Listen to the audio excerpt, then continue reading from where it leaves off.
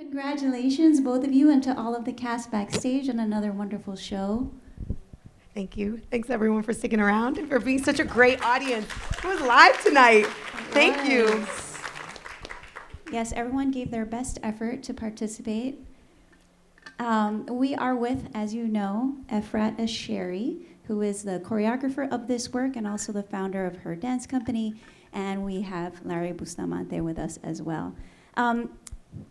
Ephrat, why don't we start with probably the most unique aspect of this show, which is that despite how many of these dance lineages that you draw from in the choreography being created really with DJ technology, with the advent of DJ technology, and so a lot of it is created with recorded music, and this show is live, with live music. So can you tell us, as part of us getting to know how this concept was created by you, maybe tell us a little bit of how this relationship with Arturo O'Farrill started and how you got the idea to dance to live music.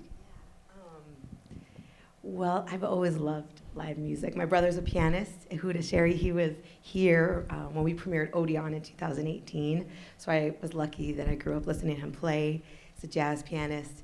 And so although I grew up listening to hip hop and then I got really deep into house, the live music element was always a parallel part of my life.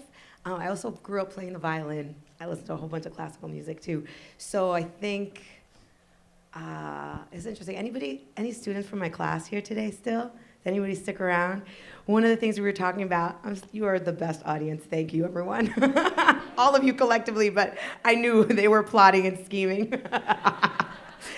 We were talking about one of the most amazing things about being an artist is being able to find a space to bring a lot of your interests and your the things that make your heart sing together, right? So I think that's part of, what's in my heart as an artist. I'm like, oh, I love so many things about so many different dance forms, so many different musical genres, right? And there's so many connections and so many points of differentiation, right? So it's complicated, but I think that's sort of the underpinning of a lot of my work in general. And then this specific one, I was very lucky because I got to meet Arturo in 2019 on a shared program at the Joyce for American Dance Platform. It was a live music program, and so my brother and his colleagues, friends, musician friends, they were playing for us for two different works that we were doing, and Arturo was playing for Ron Brown. Many of you are probably familiar with his wonderful work, right? And I was like, oh my goodness, already I was like over the moon. I'm gonna split bill with Ron Brown and Arturo. And then Arturo and I started chatting, and we were having these funny conversations, that New York kind of, I don't know, you're saying 17,000 things at the same time, but you understand each other perfectly. And I was like, yeah, we should make something together. He's like, yeah, it'll be like rumba meets, meets bebop meets, and then he goes, shtetl vibes. I was like, yes. It was just kind of like that. And then there was a pandemic, and we premiered another work, Underscored, that was in collaboration with some of our club elders, but that initial idea was still there. And then 2025, there was a lot of steps in that, but I think the seed of this piece really started from that conversation in 2019, yeah. Wonderful. I actually want to go back to something that you said about versatility, but before we do that, Larry, would you tell us a little bit about yourself? And I think we'd love to know how you're coming to this work and maybe how different it is compared to your other work. I know you're very active in the New York City music scene, and that playing live for dancers is a very different experience. Most definitely. I started playing saxophone back in high school, and I did music all through college. I was actually I was doing education. I was trying to be a music teacher. But then I just started playing more and more, and I just kind of fell in love with that. And then when I came to this project, I play in Arturo O'Farrill's orchestra. And I've been playing with this orchestra for about 13 years.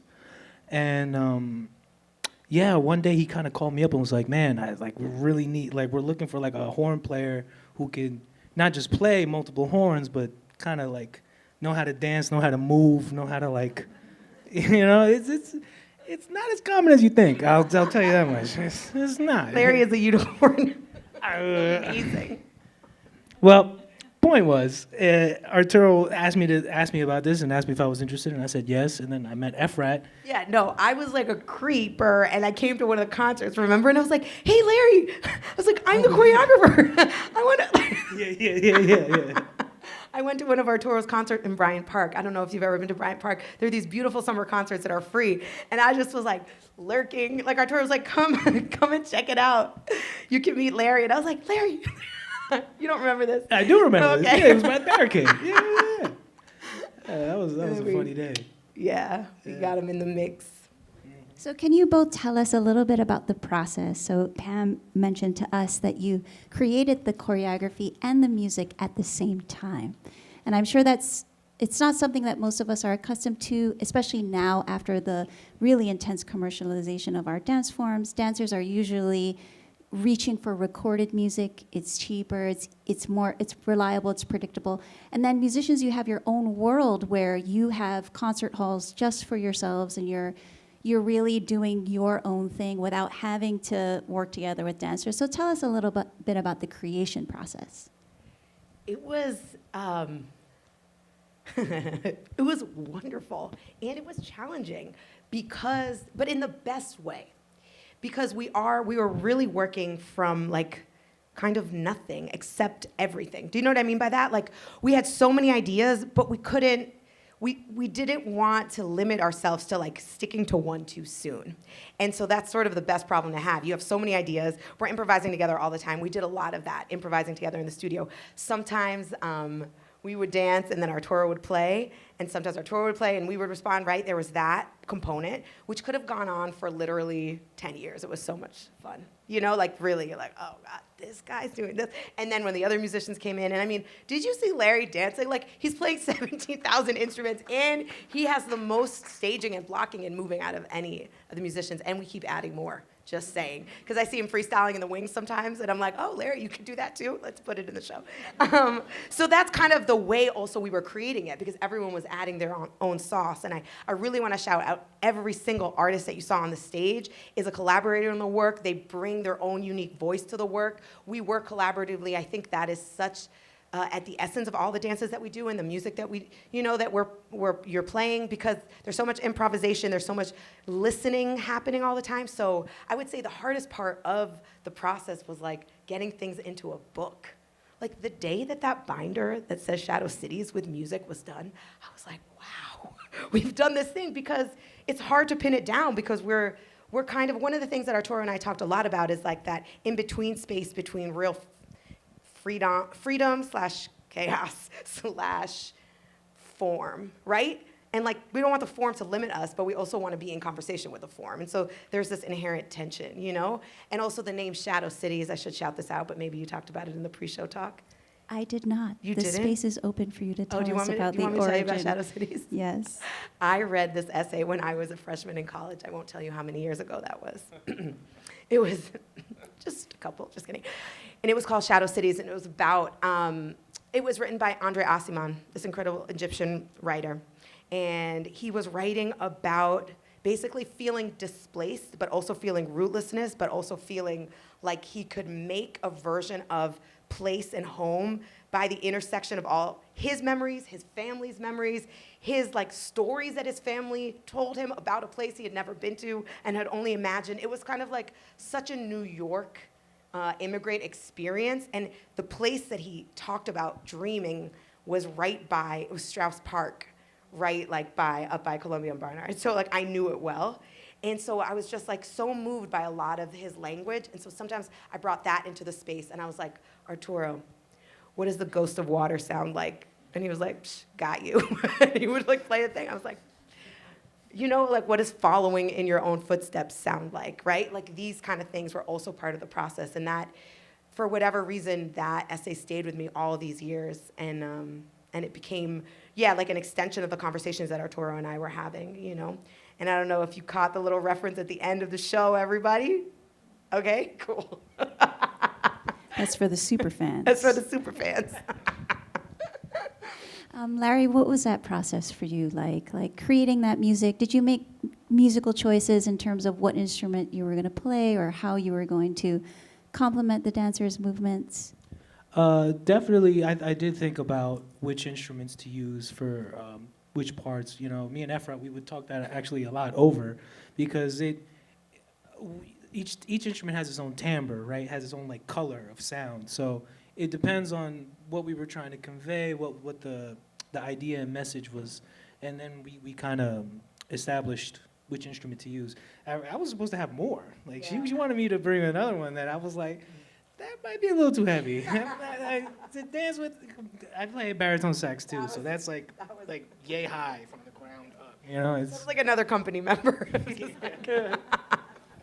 You know, but I will say this, and I think this is one thing that it took me it took me some time to figure out, but I think it applies to both musicians and dancers. We both speak music, but the way that we speak about it is very differently.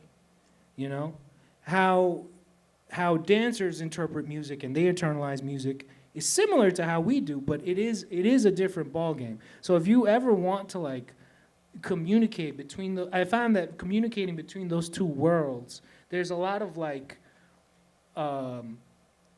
it's almost like we're speaking in metaphors the whole time, you know, but we understand each other. We know what we're saying and thinking. In a way. Yeah, no, absolutely. But I think part of the building the work together was understanding, like, okay, if I say grimy, I know what that reference means to me, and what does that mean to you in terms of like timbre, right? And so there were these kind of like, how do we define certain words, you know?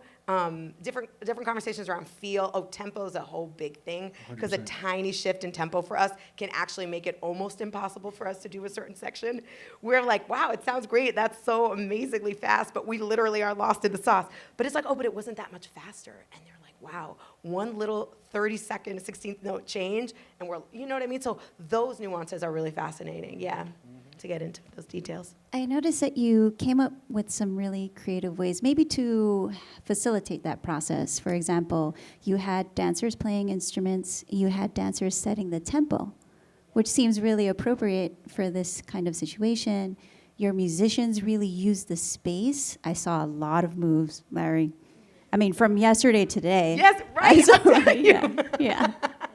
You were dancing with your flute. I mean, there was a lot of stuff that you had to do with one hand. You know, I know that the drums are set up here, but so much movement was happening across the stage. I did say this in my pre-show talk, that the musicians were going to be partners of the dancers. And I thought that was really exceptional. Did you come up with that the musicians participate in the blocking of the playing on stage? Not really, I would say. It felt more for me, it felt more like I was getting like a lot of instruction, like go here, go there, which is totally fine for me, because then it's like, oh, okay, I'm not going to remember half of this, but I will try. And then once I try, then it's like I kind of put it together, you know? And then, you know, Ephrat was cool with it. Yeah, it's amazing. But there were conversations, right? So I had these like pictures or images in my mind. I'm like, oh, it would be amazing if your relationship was this kind of relationship with the dancers, the other dancers on stage. But then it was also like the reality of what is possible, holding the instrument. You know what I mean? So that was a really interesting conversation. Or the throat singing. What do we call it? The flute when you're like, oh yeah. Like discovering different ways to play instruments that I had never known before, right? Can you talk about that a little bit? Yeah, I do. I remember that day quite vividly, because Ephrat and V, who I did the duo with on flute, they were both like saying, like asking a lot of questions about the flute, like, wow, it's like, you know, parallel to the ground, and you could do these sounds, and like, what else can you do with it? Can you bring it over here, bring it over there? And I'm like, I've never done any of this with my flute. It's always like this, you know what I mean? So it just feels like a natural extension of line. You know what I mean? So you're like, oh, it's like a limb. Like, what can we do, you know? You also used silence quite often in the piece. And even when there were primarily melodic instruments accompanying the dancers, it seemed like the dancers were either keeping a beat or making the beat themselves. And I'm just curious, because a lot of these dance forms are very closely associated with their rhythms, their specific rhythms. So how did you think about this freedom and flexibility in these dance forms with silence? You know, we were making this piece during a tumultuous time that continues, of course, now in our country and throughout the globe. And so there was a lot of contemplation and a lot of need for reflection. And there was sorrow and sadness. And we were processing that all together. So I think it was partly making space for that. And I think a lot about silence and space, even in movement. So, you know, we move a lot in the dances that we do. There's a lot of small, detailed, fast footwork. There's a lot of nuance, right? And sometimes how we hold the space or the silence around that makes all the difference. So I think about that as a foil, as I'm sure you do as a musician too, right? Absolutely. It's everything, you know? Yeah, yeah. There is, and this sounds nuts, but there is music in silence. You know, like when there's a pause and that sound, that break in between, there's still so much going on. And it was, personally, it was really cool to see that, like the physical manifestation of that, you know, because it just brings a whole other color, another feeling, emotion to the piece.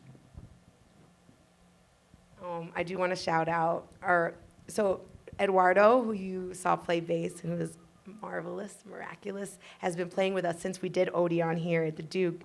In the very beginning of this process, Bam, another bass player, wonderful bass player that I met through Arturo, was a part of the process, and he started walking around. I was like, could you walk around with the bass? He's like, yeah. I was like, really? So he just started walking around the studio. I was like, oh my goodness, that's amazing. And then he wasn't able to continue with the project, and I was like, Eduardo, so you see I did this thing with Bam, and he was like, oh, Ephrat, yeah, I don't know. And I was like, please, let's try it. He was like, and now, just before the show, he was literally going in circles with the bass like it was nothing. So if you come back to the show tomorrow or the rest of the week, there might be a new section because he was like, you know, so I just want to shout that out. New dance partner. Yeah, exactly. The bass itself. We're just about out of time, and I feel like we could go on with this conversation for so much longer. But I do want to ask you one really important question.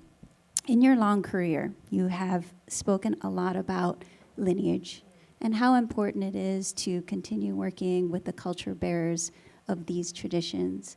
And for the audience, and really for anyone who might listen to this, I wonder how you would reflect today on your responsibility in carrying these lineages in a time when we're having at least a lot more conversations about centering Black artists and creatives in these communities.